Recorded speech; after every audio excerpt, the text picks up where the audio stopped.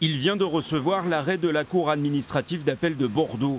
Romuald Kroumy est le père de 5 enfants. Il fait partie des 157 ex-GMES et est au chômage depuis 1 an. Grâce à cette décision de justice, il va pouvoir contester son licenciement devant les prud'hommes et prétendre obtenir jusqu'à 77 000 €.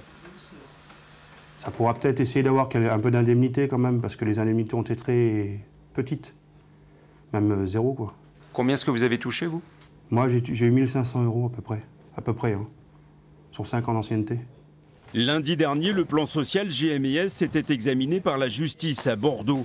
Les juges ont décidé qu'il était illégal parce que le critère de la compétence professionnelle n'a pas été pris en compte pour désigner les salariés qui ont été conservés par l'entreprise. Celui de l'ancienneté a par contre été retenu 2 fois. Putain, sans déconner. Garder que les anciens et virer tous les jeunes qui avaient 3 à 4 gamins, voire 5 gamins, si ça n'a pas été des critères pour, je dirais, fermer la boîte petit à petit, puisque tu t'aperçois, si tu regardes bien, que dans 3 ans, tu en as 15 qui s'en vont en retraite, dans 4-5 ans, tu en as 7 ou 8 de plus, c'est simplement pour préparer la fermeture, purement et simplement.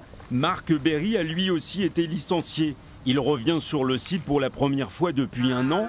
Il avait jusqu'au 20 septembre pour contester son licenciement. Il ne l'a pas fait et le regrette aujourd'hui.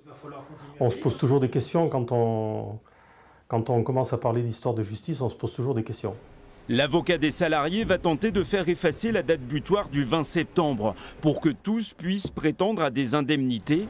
Et il ne s'arrêtera pas là. La prochaine étape, ça va être la saisine du tribunal de grande instance de Guéret pour obtenir indemnisation du préjudice, mais cette fois contre les constructeurs, contre Peugeot et contre Renault. Si l'arrêt de la Cour administrative d'appel de Bordeaux est conforme à la jurisprudence, il est encore possible que le jugement soit examiné sur la forme par le Conseil d'État.